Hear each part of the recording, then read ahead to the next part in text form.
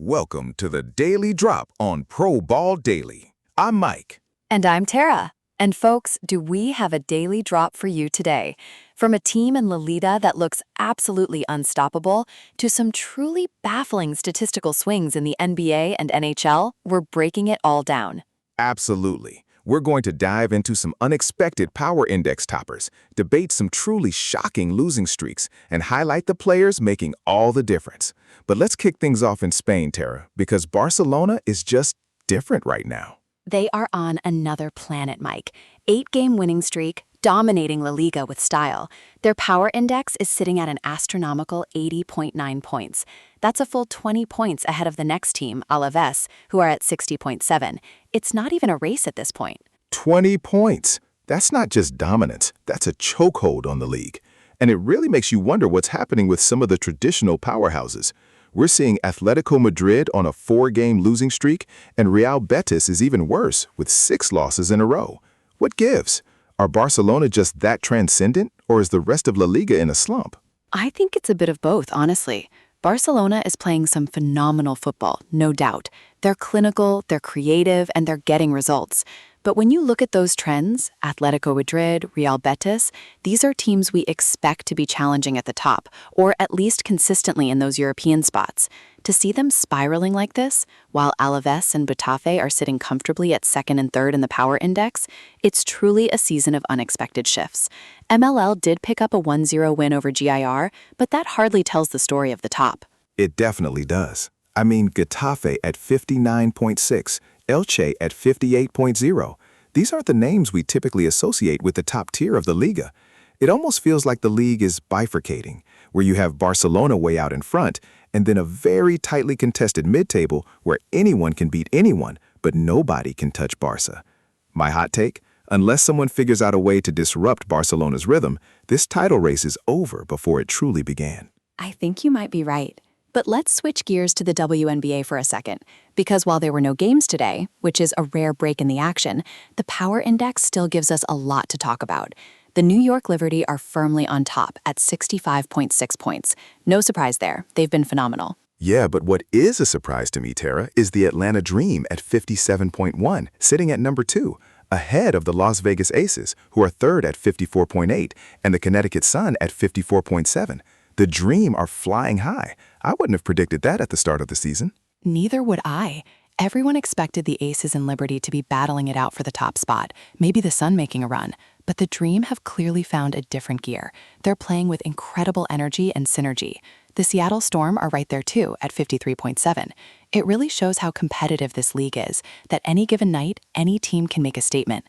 But the Dream being above the Aces right now, that's my eyebrow raiser of the day. It absolutely is. And while we're talking about impressive individual performances, we have to talk about MLB, specifically Chase DeLauter. That dude just obliterated the competition with a 72.25 MLB rating in the Guardians' 8-5 win over the Athletics. That's a monster performance, almost unheard of for a single game. A monster performance indeed, Mike. DeLauter is absolutely on fire. And speaking of the Athletics, they had a surprisingly good March, going 63%, 7.5 points above their season baseline. But then they dropped that game to Cleveland. Meanwhile, the Arizona Diamondbacks are the Jekyll and Hyde team of the league, 42% in March, then a massive bounce back to 61% in April. What is happening there? I don't know, Tara. It's like they're flipping a coin before each month starts. You either get the D-backs who look like world beaters or the D-backs who look like they belong in a different league. It's a real head-scratcher. And the power rankings are interesting too. Yankees still dominant at 70.6, Braves at 65.1, but then the Cubs at 65.1 as well, tied with the Braves. And the Chicago White Sox in the top 5 at 59.5? That's a surprise to me. The Cubs being that high is a significant statement. They're really putting together a consistent season, which is great for their fans. And the White Sox, I honestly didn't see that coming. Are they truly a top-tier team, or are they just benefiting from some early season luck or maybe a softer schedule? It's too early to say they're for real, but that 59.5 power index is certainly turning heads. We saw some good games too. Houston 1, Boston 3, Arizona 5, Cubs 6, a close one, Atlanta 8, Colorado 6, and Texas 5, Detroit 4. Every run matters in those. Every single run. Now, let's pivot to the NBA, because if you thought the D-backs had wild swings, get a load of the Atlanta Hawks. This is truly bizarre. They went 55% in February, a bit below their baseline. Then in March, they shot an astonishing 87%, blowing past their season baseline by 23.5 points. And then in April, they crashed back down to 42%, 21.5 points below their baseline. I've never seen such extreme month-to-month variance from a team. That is absolutely bonkers, Mike. How do you explain that? It's not just a minor fluctuation, it's a complete flip-flop. Did they suddenly become the greatest shooting team of all time for 1 month and then forget how to shoot the next? It makes their overall season record completely indecipherable. You don't know which Hawks team is going to show up from one day to the next, let alone 1 month to the next. It makes you question everything. Is it coaching? Is it a sudden injury and then a return? It's so extreme it almost feels like an anomaly that needs further investigation. And the power index is also throwing some curveballs. Oklahoma City Thunder are at the top at 76.8, no surprise there, they've been fantastic. Lakers at 69.1, strong showing, but the Charlotte Hornets at 68.1 points, sitting at number 3? The Hornets? The Hornets are a shocker. Everyone always expects the big market teams or the established contenders, but Charlotte at 3rd, ahead of the Spurs and Knicks, that is a massive statement. It means they're playing efficient basketball, they're winning games, and they're doing it consistently. San Antonio at 63.3 and New York at 62.5 round out the top 5, which are solid, but the Hornets surge is the story here. We did see the Lakers dominate Houston 98-78, which is what you'd expect from a top-tier team. Detroit beating Orlando 93-79, and a close one, Cleveland 110, Toronto 112. That Toronto win was clutch. But yeah, the Hornets are definitely raising eyebrows. Are they building something special under the radar? We'll have to keep an eye on them. Moving on to the ice, the NHL has its own set of statistical head-scratchers, particularly with the Boston Bruins. Mike, Tara, get this. The Bruins went 91% in January, smashing their season baseline by over 34%. Then they dropped to 54% in March and a dismal 33% in April. This isn't a slump. It's a complete collapse after an incredible peak. Mike, the Bruins are having a statistical identity crisis.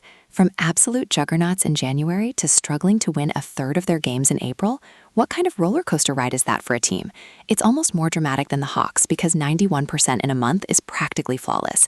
It makes me wonder if they overexerted themselves in January, or if something fundamentally changed in their roster or strategy, and they just lost to Buffalo 4-1, which is a significant result given those trends. Exactly. That Buffalo win is huge for the Sabres, who are also making waves in the power index at 65.9, sitting at number 3. The Vegas Golden Knights are clearly on top at 74.5, Hurricanes at 71.7, but the Sabres at 3rd, and the San Jose Sharks at 65.5, 4th? These are not perennial contenders normally. Predators round out the top 5 at 62.9. Sabres and Sharks in the top 5 is a fantastic narrative, showing some real growth in those organizations. It's not just the usual suspects. TB picked up a tight 1-0 win over MTL, a classic defensive battle, and the Golden Knights asserted their dominance with a 5-1 rout of Utah. Vegas is looking like a cup favorite if they can maintain that consistency. But back to the Bruins. Can they possibly recover from that kind of April? That's a massive psychological hurdle. I don't know, Tara. That kind of swing can shake a team's confidence to its core. Transitioning to the world of football across the pond, the English Premier League is giving us plenty to talk about. Manchester City is still at the top of the power index at 84.5. No surprise there, they're relentless. But look at number 2, Brighton and Hove Albion at 83.9, and Nottingham Forest at 75.2, number 3, ahead of Arsenal and Liverpool? This is truly wild. Wild is an understatement, Mike. Brighton and Forest in the top 3, that's a testament to incredible coaching and smart recruitment. They're outperforming expectations massively. While Arsenal and Liverpool are still strong contenders at 72.5 and 71.0 respectively, their position behind these two dark horses is a huge talking point. It means the league is far more competitive and less predictable than ever before, at least at the very top outside of City. It absolutely is. And speaking of unpredictability, or rather predictable misery, Burnley are on an 8-game losing streak, the longest in the league this season. They just lost 3-1 to Leeds. That's relegation form, plain and simple. It's absolutely brutal for Burnley. And they're not alone in their struggles. Brentford is on a 6-game losing streak, Newcastle United on a 4-game skid, and Tottenham Hotspur also with 6 losses in a row. It seems like the bottom and mid-table are just completely imploding for several teams. This makes Brighton and Forest's rise even more impressive, doesn't it? They're navigating a very tricky landscape. It really does. It's almost like the league has split into the untouchables, the surprising overachievers, and then a whole host of teams just struggling for consistency. My hot take for the EPL is that the fight for European spots will be more contested than ever, and it won't just be the usual suspects. Brighton and Forest have a genuine shot. I agree completely. Over to MLS, where the San Jose Earthquakes are riding a fantastic 6-game winning streak. They are showing some real dominance. They really are, Tara. It's fantastic to see a team just consistently putting in the work and getting results like that. In the Power Index, the New England Revolution are leading at 76.9 points, with Real Salt Lake at 70.6 and LAFC at 69.3. Charlotte FC is also looking strong at 65.0, followed by Columbus Crew at 63.1. The Revolution are clearly the team to beat right now. But with the earthquake surge, and then you look at the other end of the spectrum, Atlanta United FC on a 5-game losing streak, FC Cincinnati and FC Dallas both on 4-game losing streaks. It's another league with some wild